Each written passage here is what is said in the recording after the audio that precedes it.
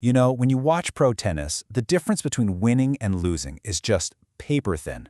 So today, we're going to step onto the court and really break down that one thing that turns a great player into a legend.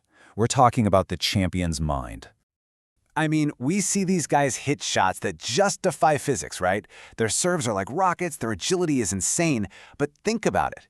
When you get two top-tier athletes, both at their absolute physical peak, what's the real tiebreaker? What's the thing that separates the gods of the game? You know, your Federers, Nadals, and Djokovic from everyone else who's just really, really good. Well, after decades of sports psychology, the answer is pretty clear. It's not in the arm, it's not in the legs. Nope. It's all happening in those 6 inches between the ears. That's where the biggest battles are won and lost. And today, that's what we're digging into, the secrets of the champion's mind. All right, first up, how do you find any kind of calm in the absolute chaos of a high-stakes match? Well, the first tool these champions pull out of their toolkit is something pretty powerful: ritual.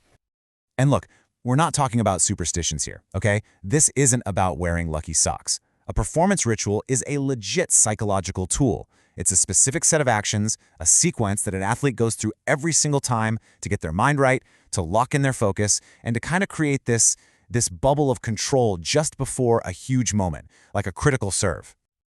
And you can't talk about rituals without talking about Rafael Nadal, right? I mean, his pre-serve routine is the stuff of legend. It's so precise. The way he lines up his water bottles, the tug on the shirt at each shoulder, the nose touch, tucking his hair back, every single step is exactly the same every single time.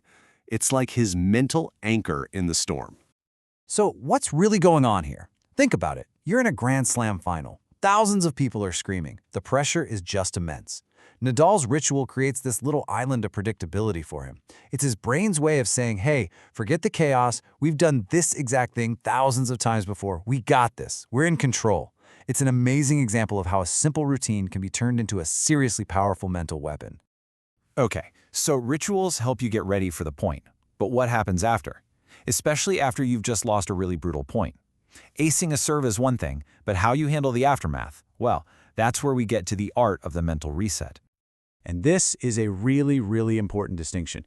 See, anyone can react to a mistake, right? You shank a forehand, you get angry, you get frustrated. That's just instinct. But what champions do is they learn to respond. And a response, that's totally different. It's deliberate, it's controlled, and most importantly, it's focused only on the present moment. The next point, the last one, is already gone. And when you think of a master of the response, who comes to mind? For me, it's Novak Djokovic. Just watch him between points. You'll see him pause, maybe close his eyes, and take these deep, controlled breaths. He's not just trying to catch his wind. No, he's actively using his breath as a tool. He's literally lowering his heart rate, clearing out those stress hormones, and hitting a mental reset button before the next point even starts. So, does it actually work? Well, the numbers don't lie. Check this out. 68.5%. That's Djokovic's career breakpoint saved percentage. It's one of the highest ever. And what is a breakpoint? It's pure pressure. This stat is a direct reflection of his ability to perform when the stakes are at their absolute highest. It's proof that mastering that mental reset pays off, big time. And that brings us perfectly to our third ingredient, which, it might just be the most important one of all. We're talking about resilience. That grit to fight back when it feels like all is lost.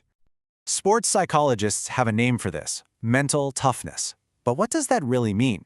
At its heart, it's the ability to play at your absolute best regardless of the circumstances.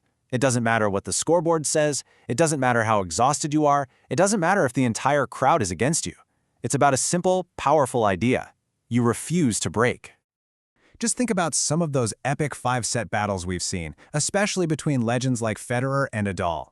Picture this. You're down 2-0 in a Grand Slam final. For most players, game over. Their spirit is broken. But a champion, a mentally tough champion, they just recalibrate. They dig deeper. They fight for every single point. And slowly, painstakingly, they can turn the entire match on its head. That's not just about physical stamina, folks. That is pure, unadulterated force of will. And this is so important to understand. That incredible resilience we see on match day, it wasn't born in that moment. I love this quote because it just nails it. That strength is forged over thousands of hours, in all those weeks and months and years of brutal practice. It comes from pushing past pain when no one is watching and building this deep, unshakable belief that you can overcome absolutely anything.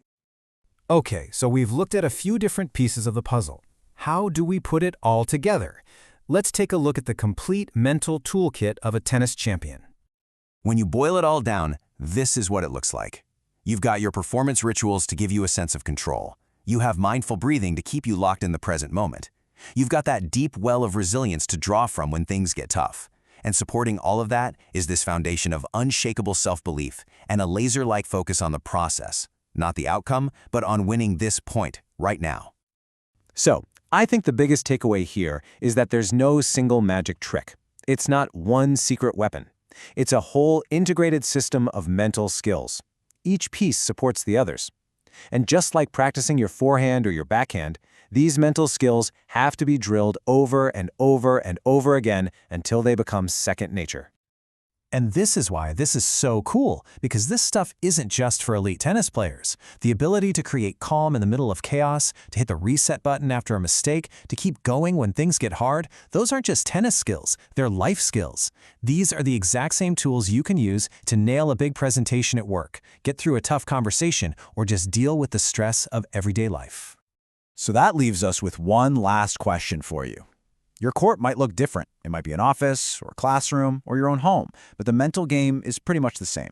So when you think about your own challenges and your own pressures, what's in your mental toolkit?